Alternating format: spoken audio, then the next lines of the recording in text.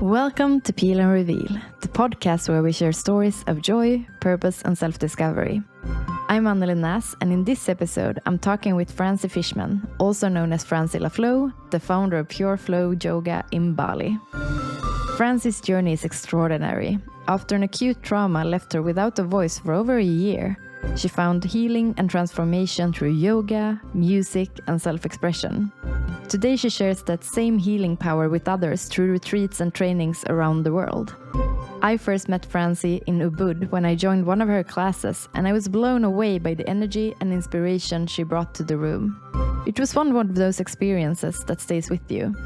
And I'm so excited to dive into her story, so let's jump in.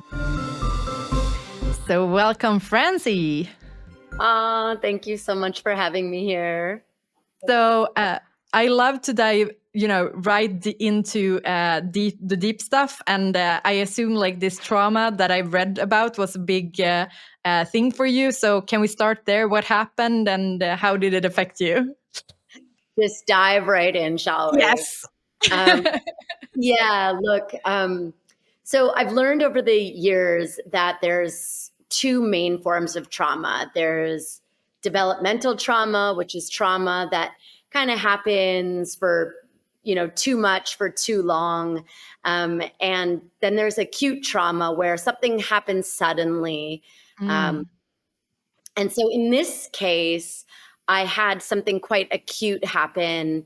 And yeah, the result was on an emotional level, I felt really unheard and unseen and unreceived. And my voice just shut down. My physical voice shut down. So it was extremely painful because I had all of this unresolved emotional trauma and I didn't have the capacity to express it. But moreover, what was really challenging was that it permeated into every aspect of my life. So as you know, I'm a teacher, and at that time I was primarily teaching yoga. I had a retreat center in Thailand for many years, and it just became very painful for me to teach. I would teach a class, I would lose my voice, I would have to rest, I was missing out on all kinds of social engagements. So there was this cycle of expending my voice, feeling the pain and suffering, not being able to express myself, again, not being able to be heard or received, and then having to step out of situations to recover. And it was this ongoing cycle for about a year and a half, actually. I tried meditation retreats, I tried therapy, and then, of course, I tried going to see a Western medical doctor in Canada who basically said, you've got swollen glands and lymphs and drink ginger tea and rest. And that was the straw for me. That's when I just felt even more unseen and unheard. So yeah, it wasn't until I reconnected with a soul sister of mine, a singing teacher in Bali at the community where I've been based for the last 15 years. And she, this was back in 2016, and she said something that just was a full light bulb moment. Has anything emotional happened with you in the last year? And she was the one who really put the two and two together for me, that my voice and my emotions were intimately connected. Now it seems so obvious. Now we've got so much knowledge and wisdom about the vagus nerve and the nervous system and how stress impacts the physical body. But at that time, it was just, it felt like an anomaly, a really frustrating anomaly. Yeah.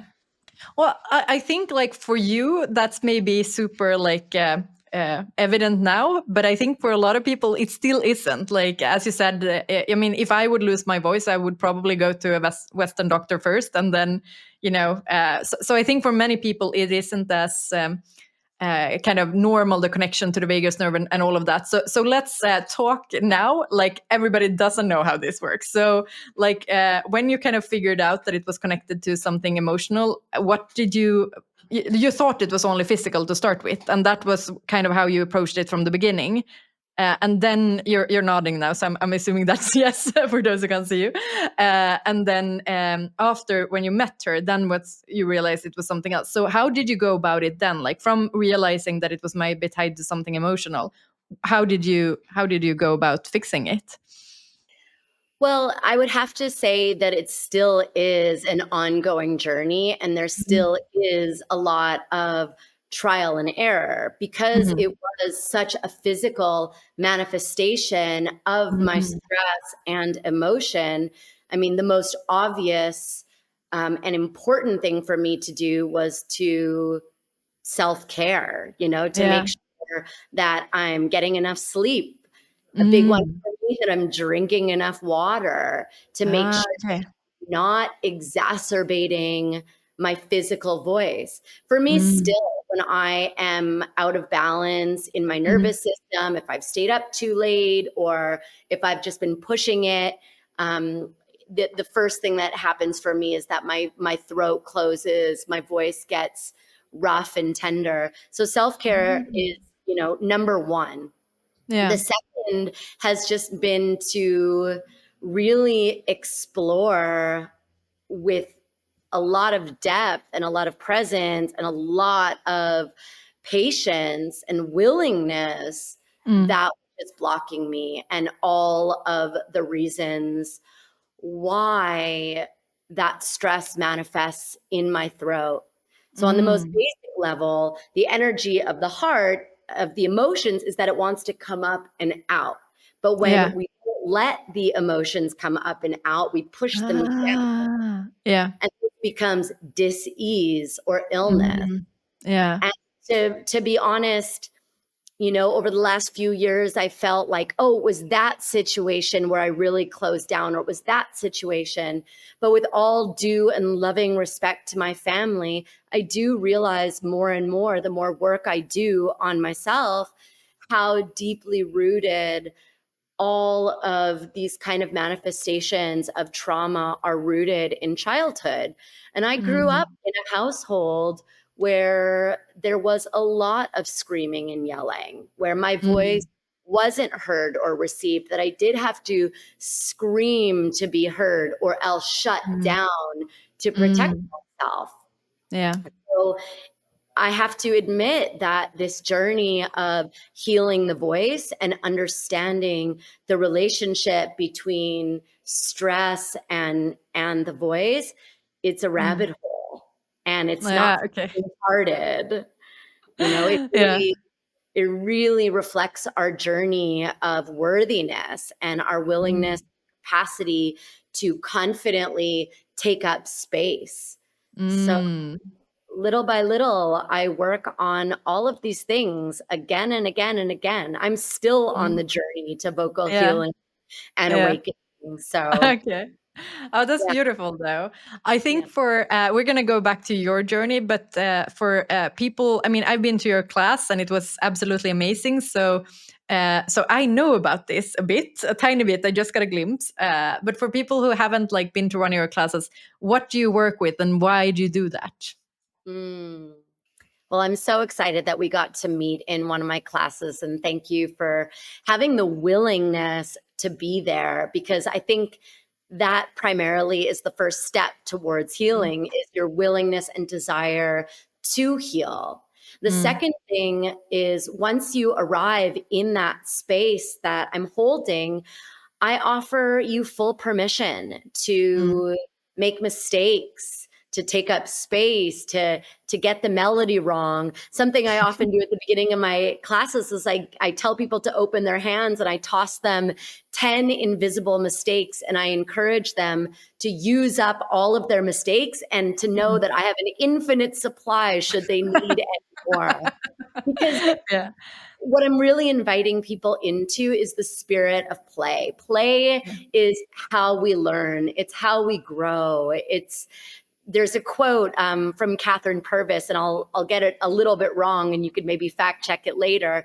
But something like it takes in our learning journey, it takes 400 repetitions to create those dendritic connections for learning to happen, to fire those synapses and create the connections. Or it takes 20 repetitions when done in the spirit of play. Oh, wow.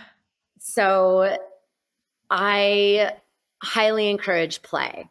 Yeah. The next thing that I welcome is vocal care. So we do vocal warm-ups, and just like you do pranayama or breath exercises or asana to prepare you for meditation, we need to warm ourselves up and fully arrive in the moment with intention, with deliberate practice. So vocal care is so important so that we can create the conditions in which freeing our voice can happen. Maybe you need to give me some trick after this that I can do before every podcast. Absolutely. Absolutely. Yeah. Actually, if you sign up for my love letter at pureflow.yoga, I have a vocal activation starter kit. And in that starter kit is my resonance ritual, which are 4 daily habits to practice, to create resonance in your voice and to create that freedom. So you've got like a 9-minute vocal care warm-up practice, some inner voice journal reflection question. I've got a playlist with more than 4 hours of my favorite songs for you to sing with. And even if you just dedicate 5 minutes a day to some lip trills, for example, or just singing or just listening, it's going to help you on your journey to cultivating your voice. Yeah. Wow. Okay. Podcast. Yeah. Yes. All right. Cool. Yeah, I'll definitely do that. But continue your you do the vocal activation, and then because now I kind of jumped in and cut you off. No problem. So we start with that permission to just sing and to be free.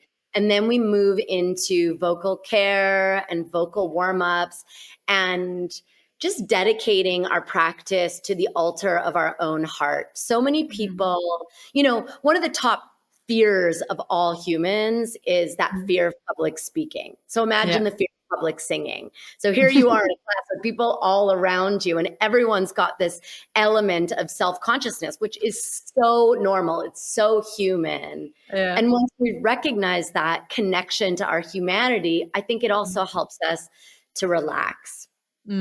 So then we move into connecting to our intention and dedicating our practice to our inner altar, dedicating our practice not to becoming a famous musician with an incredible voice, but really to the journey of singing, honoring the journey as the destination.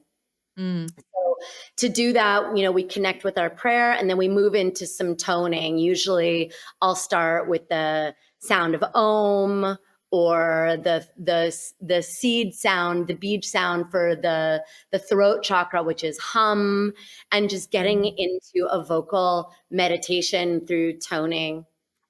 After that comes the fun part where I teach some really, it's all fun, but I teach, you could be the judge of that and let me know.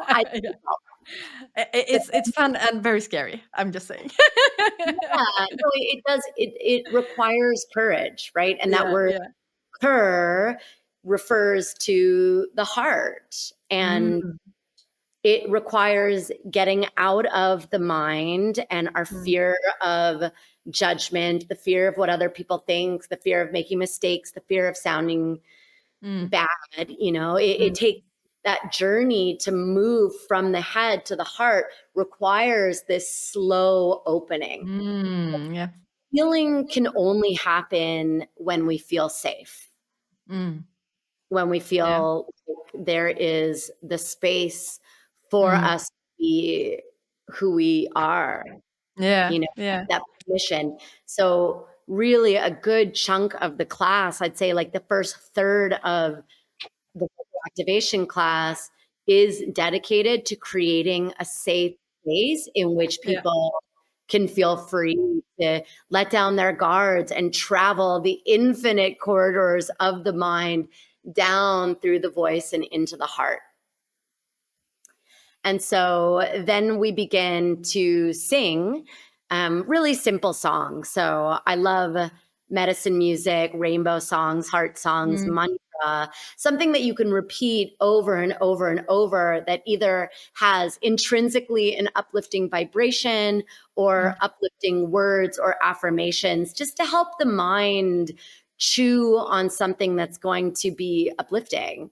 Yeah. And I teach the tune, I teach the melody, and once people feel confident, then they are given the freedom to fly free and explore. So typically, any song that we'll do will last like 15, 20 minutes, even, so that we can really tap into that quality of flow, which is my MO this life. You may have picked up on that pure flow yoga. Yeah.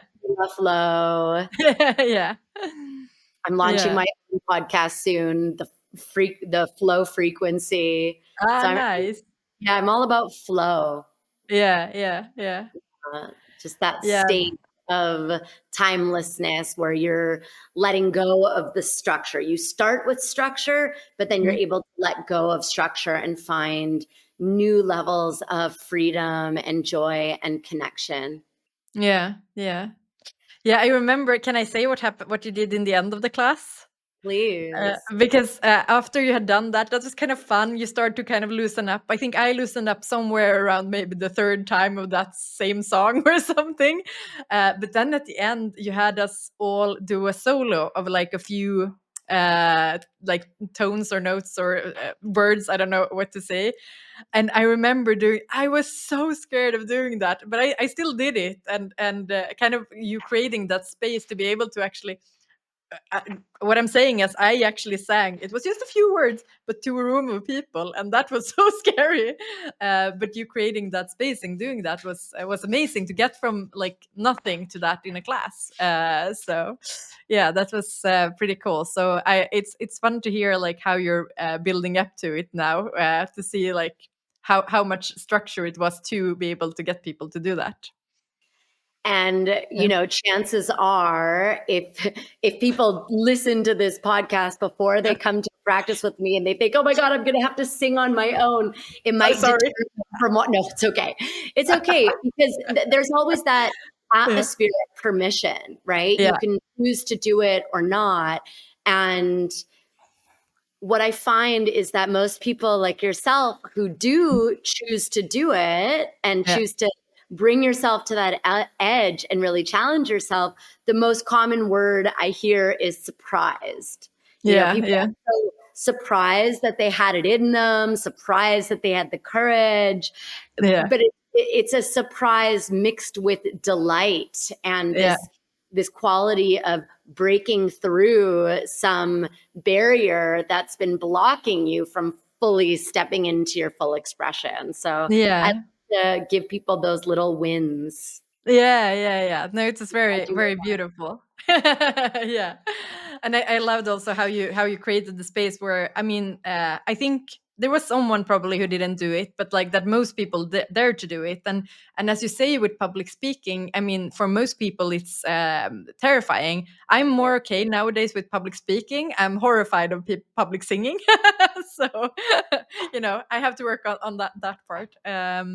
But like when you shared here a bit about the practices you can do before, and I know that you have like online courses and stuff, like how did all of your kind of material and how you teach this come about, and what sort of change have you seen in other people except for yourself?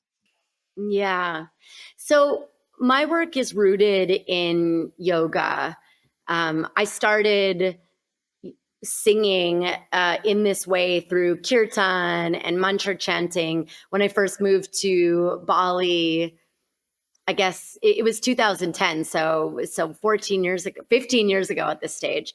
So showing up to group singing experiences where my voice could kind of melt into a sea of voices has always just been a really powerful way for me to access my voice, but more than that, just access stuck emotions. Because emotions and the voice are intimately interconnected. You can't have one without the other. So if you don't have access to your emotions, then, it's hard to express yourself completely and fully. So going to singing experiences where I let myself just receive and feel has been a huge part of my journey. Um, Practicing yoga and meditation have been a huge part of my journey. But then the more I have found joy in singing, the more I've just given myself permission to share. I mean, I originally bought a guitar so people around me would play music. And often I found I was the only one who could even play a chord or two. So I have a songbook that I've compiled with 130 of my favorite songs, and I consider these songs my friends. And I just hang out with my friends. I play these songs and I sing them to connect to different emotional states, to help me move through different emotional states, whether it's just by myself, whether it's with a group of friends, or whether it's in the context of my classes. I have every evidence in the world every time I sing to know that even just a little bit of singing can transform my emotional experience in any given moment. So it's been a practice, and the more I'm on this journey, on this path of practice, the more I encounter other teachers or other people who are journeying with music in their own way.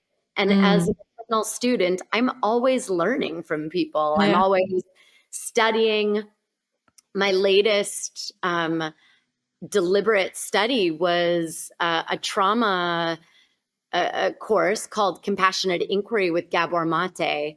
So again, Mm. just understanding that healing is actually a path that is not this never ending path, but it's actually a journey towards wholeness, and to understanding that each one of us has the capacity for wholeness, and Mm. understanding the roots of the trauma even more, and understanding our need to be heard and to be seen and to be held and to be Mm. understood has Mm. really helped me with my practice of wholeness and Yeah. healing, but also with singing and Yeah. having the confidence to share, even if I'm not feeling perfect every class, or even if I'm Yeah. not feeling like my voice is perfect every class. Just Yeah.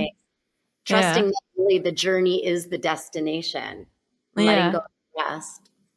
Well, that's amazing. I get so curious about like the connection between feelings and the voice. Like, do you mind elaborating a bit on that, on how it works, or what you have figured out in how it works? Yeah, I mean, what to say? We have our nervous system, right? Mm. There's the when we feel stressed, our Mm. sympathetic nervous system gets activated. So this is our fight and flight or freeze or fawn response. So when we Mm. go into these stress responses, we constrict our shoulders up by our ears, our arms shorten, everything tightens, we hold things in, our jaw clenches. In Mm. yoga, I always talk about the three sisters of tension, right? Like the jaw, the throat area, the shoulders, Mm. and the hip. So Mm. on a basic level, the more that we can relax the body with, slow, deep breaths, with yoga Mm. postures, with conscious activities to downregulate our nervous system, the more we Mm. create the conditions for that parasympathetic nervous system of rest and release. So our Mm. emotions can really trigger contracted states, right? We Mm. we close our throat, and especially with the heart, emotions often originate in the heart, right? And Mm.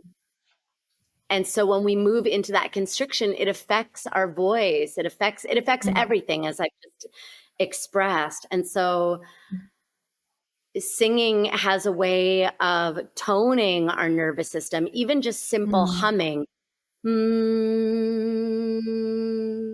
Can strengthen our vagus nerve or tone our vagus nerve, which helps us to become more resilient in the face of stress and emotion.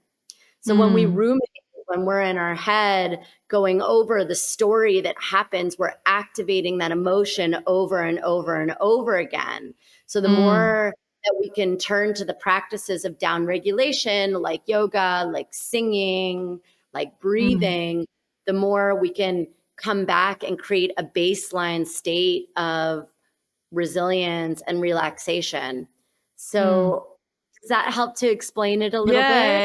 Yeah, I like it. And I guess it's also when you hum, I kind of realize it's also the vibrational sound that like I guess vibrates through our body in a way. Yeah. But I'm also curious now. Now I'm jumping a bit in your story, but like, what you said you were a yoga teacher before this happened to your voice. But what was your relationship to singing and music before everything happened to you? Well, I still am a yoga teacher. I think I might Yeah, be a yoga teacher for life. yeah. Sorry. No, it's just, the language we use is so Yeah, important. And yeah. so my relationship to singing, when I was a kid, I was a musical theater kid. I loved it. I Yeah. loved singing and dancing and Mm, acting. But then as I grew up and became more self-conscious and more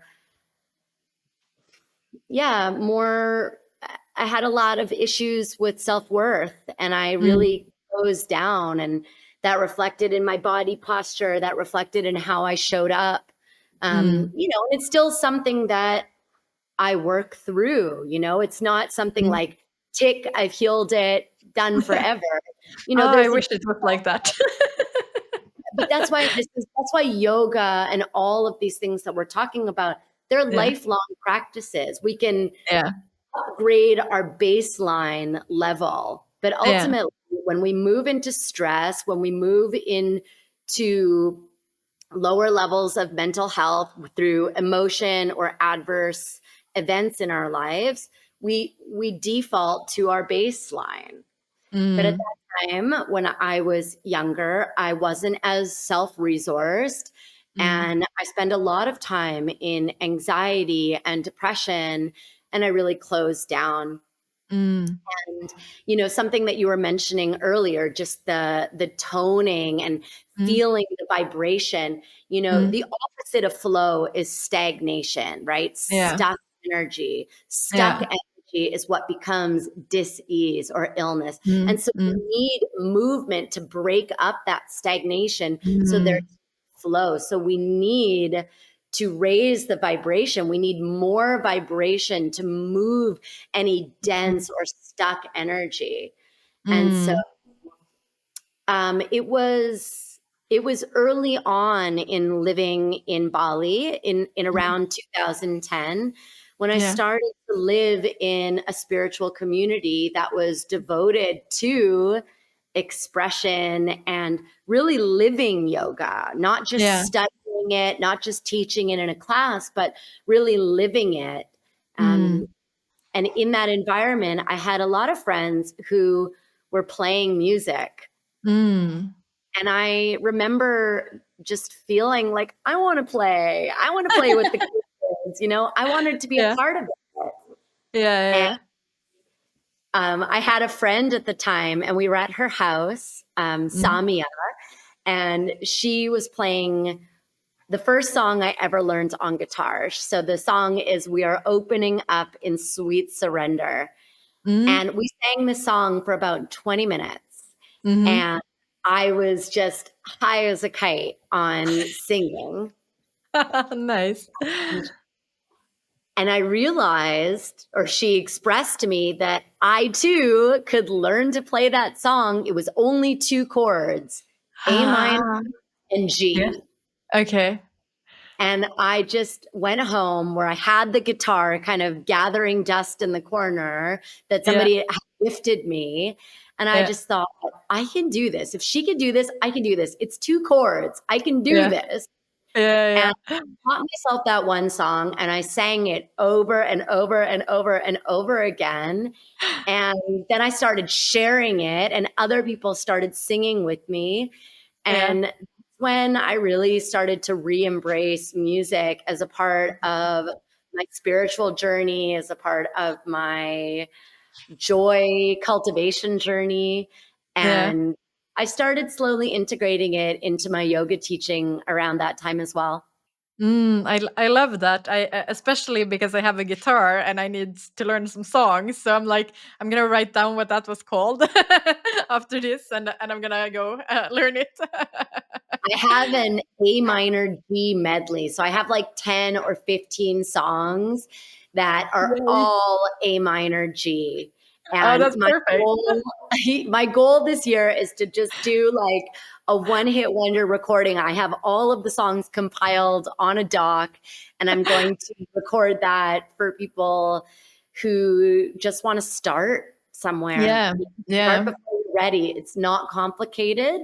It Yeah. just takes bit of practice, a little bit of patience, and just the Yeah. willingness. Yes, Yeah. you can Yeah. feel Yeah. Yeah. it. But it's so encouraging also when you're like, well, I just started with a song with 2 chords, and it was like, well, maybe it was 15 years ago now, but like you were an adult, so like anyone can do it, I guess, if you just embrace it. Anyone can do it. I mean, Yeah. really, we are all wired for learning no matter what age. Maybe as we get older, it requires more repetition, Yeah. but practice really does make progress. So just Yeah. committing to learning it and noticing those stories of I can't do it or I'm not good enough or any of those self-worth stories that Yeah. become easy ways to opt out of actually doing it. Literally, anyone can do it. I mean, not Yeah. with, exceptional factors that I'm not considering. It's Yeah. very doable. And all of the Yeah. songs in my songbook are 4 chords or less Oh, that's awesome. and Cool. no bar. Cool. Yay. I have two like tracks of questions now that I'm like, oh, I wonder which one I should go. But let's continue for it because you mentioned earlier that you said you usually in your classes you pick music that has like a higher frequency, or you use something of those sort of words. How do you know what music is that, and like what does it do to you? Is it like upbeat music that is that, or Mhm. how does that work? That's a great question. And so it's less about the melody that I Mhm. was referring to and more Yeah. just about the content.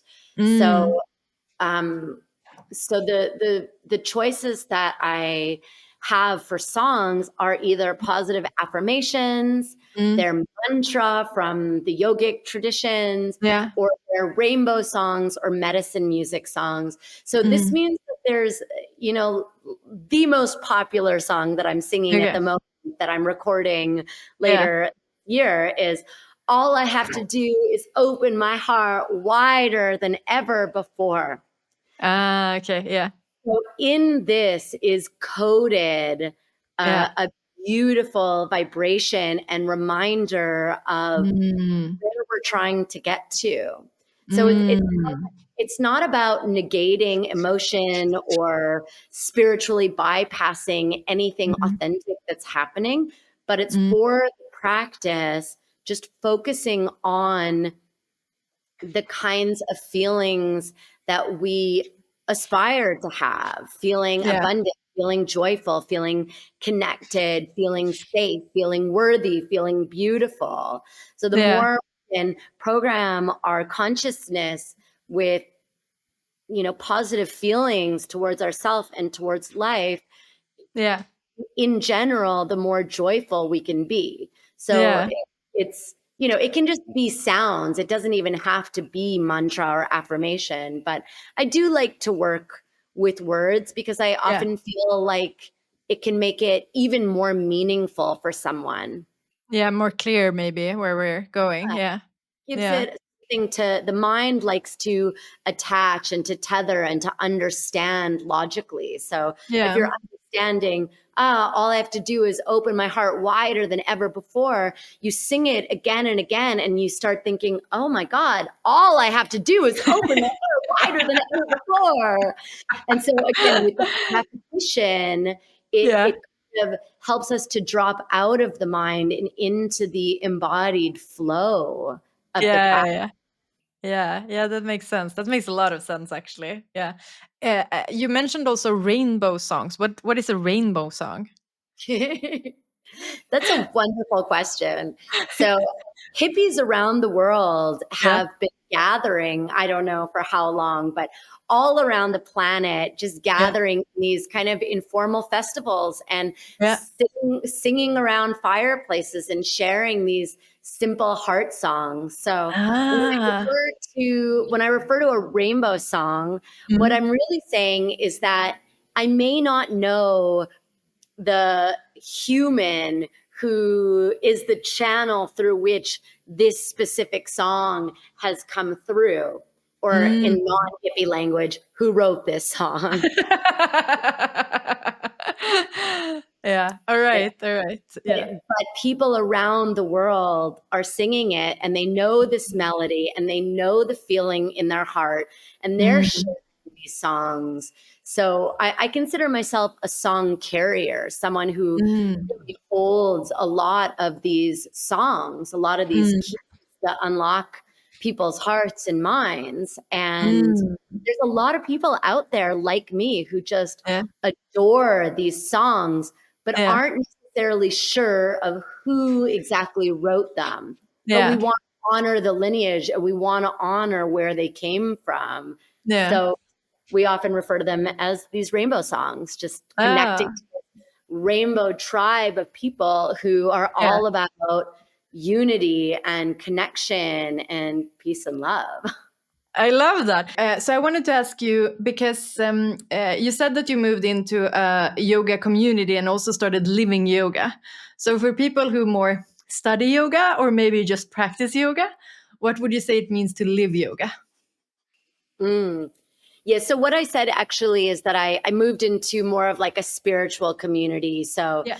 um, not everybody has yoga as their foundational practice for spirituality, but definitely that was my doorway into Mm. spirituality was through the learning and study of yoga. So living yoga off the mat or living yoga means just that you recognize that a downward dog or a handstand is one micro expression of yoga, but that living yoga really means committing to a path of practice and a life of living according to the yamas and the niyamas, the ethics Mm. and Yeah. disciplines of yoga, practicing Mm. non harmfulness, practicing truth, practicing ultimately having freedom as your programmed into your GPS and Yeah. real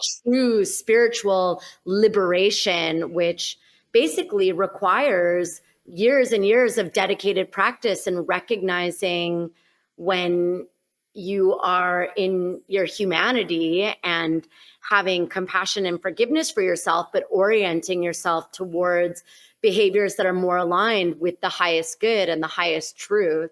Mm. So it's living yoga is not about chasing peak experiences and kundalini activations and that one time you did a 10-day silent meditation retreat and had clarity. It's about really integrating the practices and the wisdom teachings with Yeah. humility over the course of your life. Yeah. Yeah. And so it's not something that you can just get a certificate for and tick you're Yeah. enlightened or tick you're spiritual. It's a lifetime journey and it's a lifetime practice. And to Yeah. live amongst people who deeply understand that is it's been an incredible support in my life.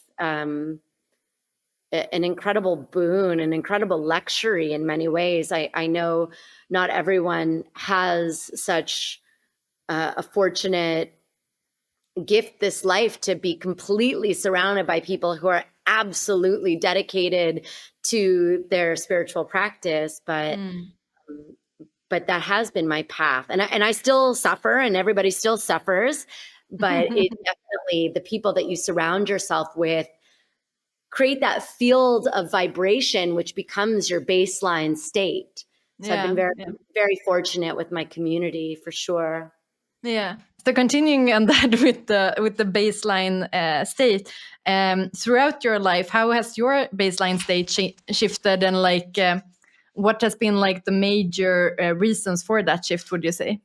As cliche as it sounds, I think that the biggest challenges in my life have ultimately been the biggest gifts. You know, the challenges that I've had in growing up, in my childhood, and you know, we create these adaptive behaviors to cope with life, and some of those patterns that serve us in childhood don't really serve us in adulthood. So I've had a lot of challenges seeing my shadow in play, and those situations have catapulted me into a path of healing and into a persistent searching for that which can help me move into more and more wholeness. So it hasn't just been one thing that's led to where I am right now. It's been a life stack. It's been understanding that the practices of yoga, meditation, asana, breathing, living in a spiritual community, having so many opportunities to sing and dance and be in my expression, being a teacher and getting to interact with people and sharing what I know, and having the two-way street of seeing how the words or lessons I share impact them, and having that feedback loop. A lot of my life has been centered around traveling and exploring new places, nature, community. Music's been a huge part of my healing journey on so many levels. Therapy, receiving all kinds of support on the psychological level. And then, of course, I would say that this most recent degree, or not degree, certificate that I received in compassionate inquiry has been one of the most absolutely profound journeys I've taken on the path to wholeness. And it's really catapulted a lot of self-awareness, but also repair in my family line, my ancestral lineage, my capacity to be with challenge. And the truth is, I'm still on this journey, so it's going to keep unfolding. But I think what's really important to recognize and acknowledge is that it is a stack of so many lifestyle practices and self-care rituals, and understanding that our environment, our physical environment, has such a deep impact on our thoughts and vibration. Who we're spending our time with has such a deep influence on the quality of our thoughts and the opportunities that even come our way. So that's just a little glimpse into yeah. Yeah, but it's interesting. I mean, I think you're completely right in that it's like it's a never-ending journey, and like it's maybe hard to pinpoint stuff. But like, for example, the one that you're sharing now with like your environment, like that is something for me that is like very current right now, because well, you see, I have a very, there is not anything behind me because I'm like moving. I'm leaving Stockholm. I don't even know where I'm gonna go. I just know that I'm leaving. Yeah. So that is like something very current for me that I do resonate with now. Do you have any more of those like maybe themes or like things that you kind of stumbled across that maybe, even though it's not the whole journey, they kind of mark that you learned along the way? I want to speak to what you just shared and the fact that I was like celebrating you leaving Stockholm and stepping into the unknown, because and I was sharing this on the phone with my dad the other day, and it's been something that I come to again and again and again, which is, again, it sounds a bit cliche, but outside of the comfort zone is where the magic happens. So being willing to answer the call to adventure, the call to change with courage, I believe in and of itself deserves so much celebration, because intrinsically it's a huge life upgrade. So I think what to practice there is that cultivation of trust in the great mystery. And it truly is a practice. And so, yes, I am celebrating you. Not that there's anything intrinsically wrong with Stockholm, but likely you've been feeling the call for a while, and the mind has been like, oh no, I can't leave because of that, or I have to wait until, we have all these rationalities. And, is there ever the right time? Sometimes you just have to make the call and make a decision and put a date on it and say, I am responding to the call for change. It's there. I can hear it. You can really ignore it so long. The second thing I want to speak to is this quality of spaciousness that you referenced in your own podcast set, as it is. And, this has been a huge theme for me, but it's also a huge theme of the throat chakra, right? The element, all of the chakras are connected to one of the 5 main elements in the yogic tradition. Earth, water, fire, air, space, or ether. And the throat chakra is connected to the element of space. And so something that I learned early on in my journey of practicing meditation and learning about meditation is that when we sit down to meditate, that, people are like, oh, what's supposed to happen? I'm still thinking, there's thoughts in my head. Am I meditating? But all we're really aiming to do is to create the conditions in which meditation can happen. And this is why we do asana, to move the blockages in the body. This is why we do pranayama, or breath, to move any stuck or stagnant energy in the body, so that we can sit in stillness for long periods of time, so that we can still the mind, so that we can see clearly. And it's the same with the voice, or with any level of spaciousness. If you are too busy, if you've said yes to everything and you're running from one thing to the next, and you're multitasking and you're on your phone as you're texting, as you're trying to do a million things, then there's no space for you to actually tune into the higher mind and the higher wisdom. And my default mode is busy. I am a multitasker. I fill my space with lots of clutter. I fill my schedule with a lot of meetings and appointments and to-dos. And when I do that, it can really lead me to a lower level of mental health. And so I know that as a practice, I have to make my bed every day, clean my room every day, look at my calendar, clear things that I've agreed to. I need to create space in my daily schedule for meditation. I need to create space in my physical world so that I can breathe and be at the highest. At the moment, I'm in Costa Rica. I'm at a beautiful retreat center here called Yakomama. And as I'm speaking with you, my view is of the mountains and the ocean. And I'm here right now on self-retreat for a variety of reasons. And one reason that I'm here doing this instead of being in Bali is because of the psychic noise.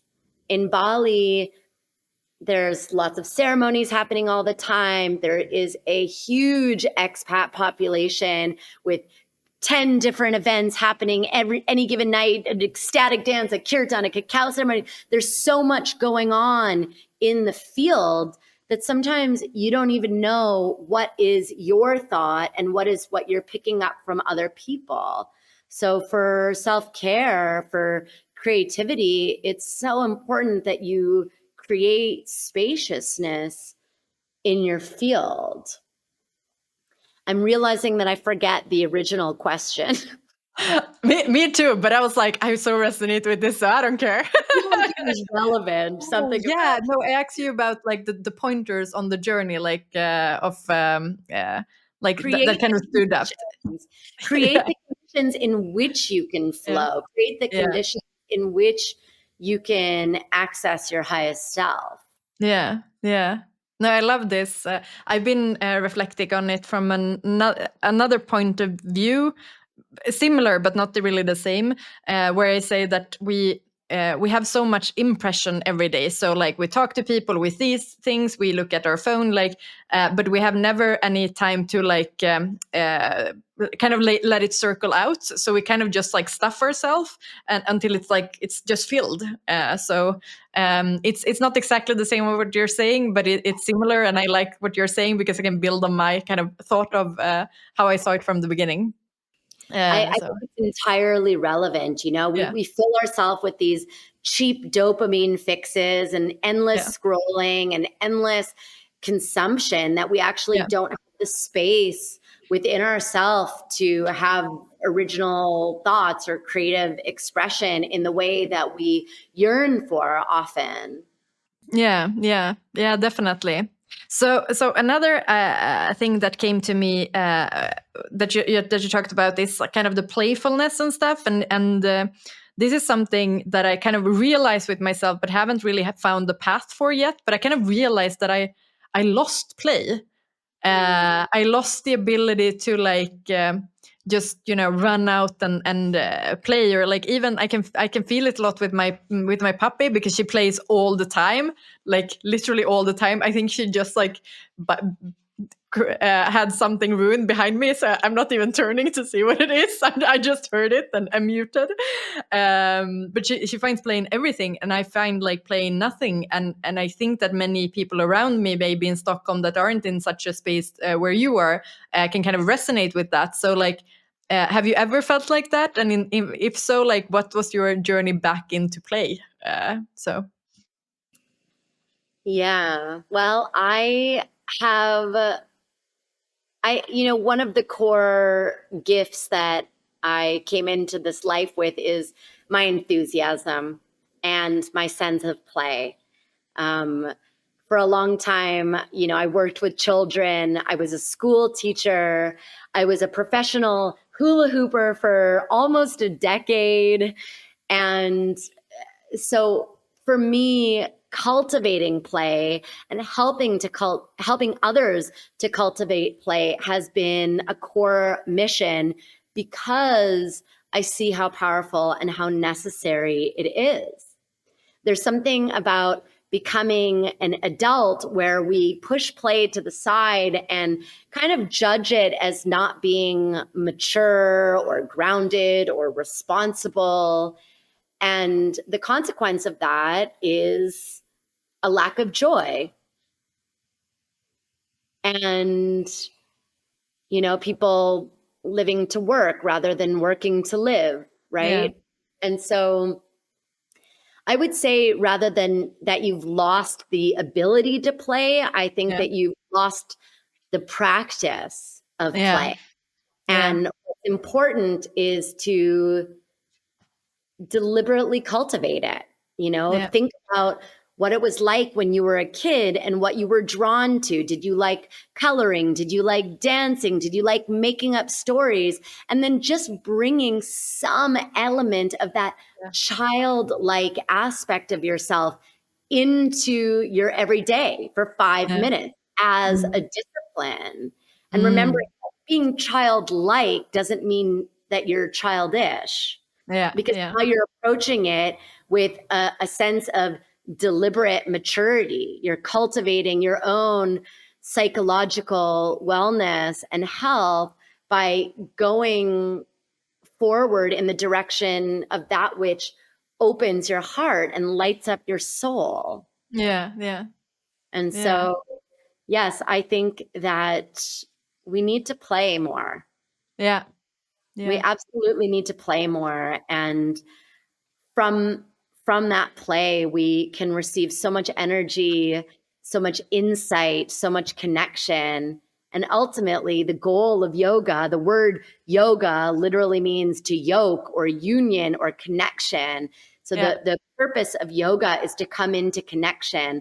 And it's when we feel disconnected and we feel separate that we go into depression, anxiety, and these sorts of stress behaviors that are really in and of itself kind of a pandemic, right? A global pandemic of loneliness and separation. Yeah. The real pandemic, maybe. Yeah. Yeah. I like how you approach it, and maybe that is kind of I think I used to, when I was younger, I used to think that being playful was a bit childish. I don't anymore, but I now I have struggled with the idea of actually kind of forcing play, or like, making it a habit, because play should just be natural. But maybe that's kind of the path back to it, by like making sure that I actually kind of schedule play in the calendar. So, and I will have a lot of space in my calendar, so there should be time for it. Can I offer some feedback on what you just shared? Yes, please. So I often say, in this practice of vocal activation, the words we use to talk to ourselves are so important, because that creates the consciousness or the space in which we're operating. So every time we say should, it's like could with shame in front of it. So when it's like, I could just play naturally, then you feel the sense of like guilt or shame that it's supposed to be other than it is, rather than just saying, I'd like play to be natural, but it's not. So I'm going to actively cultivate it. I can put 5 minutes on my calendar where, I put on a song I love and just dance like a maniac around my house. And, I could do that. And then once you do that, then ask yourself, how do I feel? Because we need to create the conditions in which joy can happen. Yeah, definitely. It's not always natural. When you haven't been practicing joy, then it's not natural. As a kid, it's a lot more natural because it's what you're doing. But as it's an kind adult, of you've suppressed that. Not you, but one has likely suppressed that. And so it takes some deliberate effort to unfreeze that fun, that play part of ourselves. It takes energy and effort to create new patterns, or to carve back pathways to our old childlike patterns. Does that make sense? Yeah, it makes a lot of sense, and I 100% agree with what you said about the words. I like the could with the shame on it. I hadn't thought about just that word, but I've been trying to like listen to what I say, to kind of hear myself talking. But it's so much easier when someone else hears it and plays it back to you. So thank you. So. I do it with myself every day, because there's a part of me that's like, oh, I should exercise. And then I already feel this density and this like, guilt that I haven't exercised. And then I alchemize it in my mind and I say, oh, I could exercise. And I'd probably feel really good if I did. And then often I love that. That's really nice. Presenting it as an opportunity rather than this like guilt mongering thing, it makes it more inviting.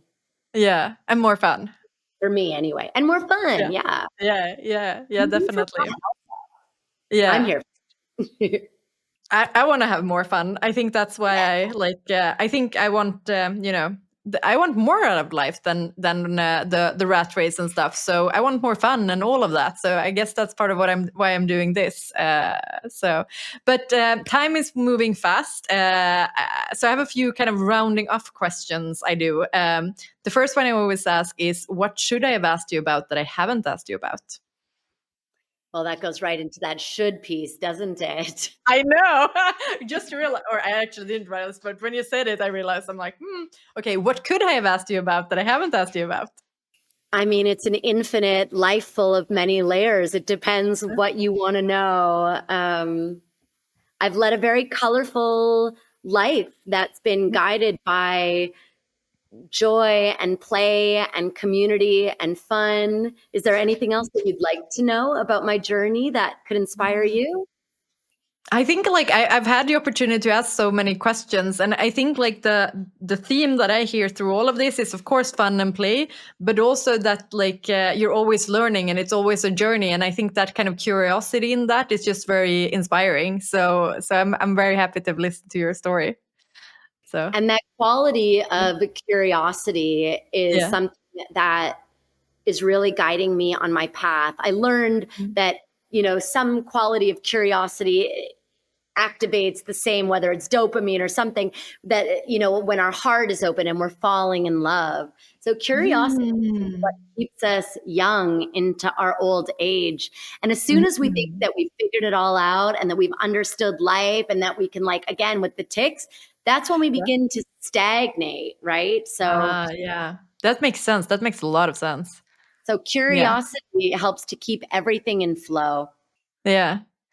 So on that, kind of what are you curious about now? So usually I ask the question, but we will see if I need to switch some words in this, is what are you working on with yourself right now? So what are you curious about with yourself right now, maybe? Yeah. Yeah. So this is definitely getting more into the personal, but as I Yeah. mentioned, I had a retreat center for many years in Thailand until COVID. Then I moved to Bali, and since moving to Bali, I've been a business coach, a yoga teacher. I've been teaching vocal activation, running sound healing, working on tons of retreats and trainings and offering workshops. And primarily, my bread and butter has been working as a business consultant, and I work for retreat centers and retreat leaders, and I love everything. Yeah. And I have been feeling like I'm scattering my energy. So at the moment, I am taking time out for time in to really ask the question of how I can be in service to my voice, how I can be in service to the planet, how I can be in service to myself in a way that really allows me to focus all of my energy in one direction. I feel like I've become quite busy, and that Yeah. quality of spaciousness and clarity is so important for me. And this year, I have it deep in my heart that I want to record an album. I really Okay. want to receive the songs. I want to work with the producers who are the most enthusiastic and skilled, the musicians. So I know that I need to create space for that. And I also want to create more space to work with people one-on-one on the level of mentorship to help them get to the next level in their careers and with their expression. And so, yeah, what I'm working on within myself is just deeper listening and deeper cultivation of my own practice so that I can really know full-heartedly what is the one thing that I can devote all of my energy into so that I can really realize my dreams. And one of my dreams is having some kind of center right on the ocean in the world where I can welcome people in for transformational experiences. So that's a little bit of a longer term dream. So Yeah. what are the steps that I need to take to cultivate my music, to Yeah. cultivate my purpose, so that ultimately I can get to that place where I feel like I can be in highest service? Yeah. Wow, that's beautiful, and it seems like you're on a very kind of good path directing you there. So I'm so happy to have had you here. I'm so happy. And I'm going to send you a gift. So I've got like my songbook here. So I'm going to send that to you so that you can use your guitar, pick it Yeah. up, have the Yeah. songbook, and you can sing along with me and we can just keep on singing into eternity together. Yay! That sounds amazing. Thank Mm. you so much. It was lovely. Thank you for listening to Peel and Reveal, the podcast where we share stories of joy, purpose, and self-discovery. This marks the end of season 1. I've had so much fun having these conversations, and I hope you enjoyed listening just as much. A huge thank you to all my amazing guests who have shared your wisdom, your stories, and your experience. I will be taking a short break, but I would love for you to give your input on the next season. What topics are you curious about, and who would you love to hear from? Send me your ideas, and I would love to hear from you. Until then, feel free to revisit past episodes and share your favorites. See you soon!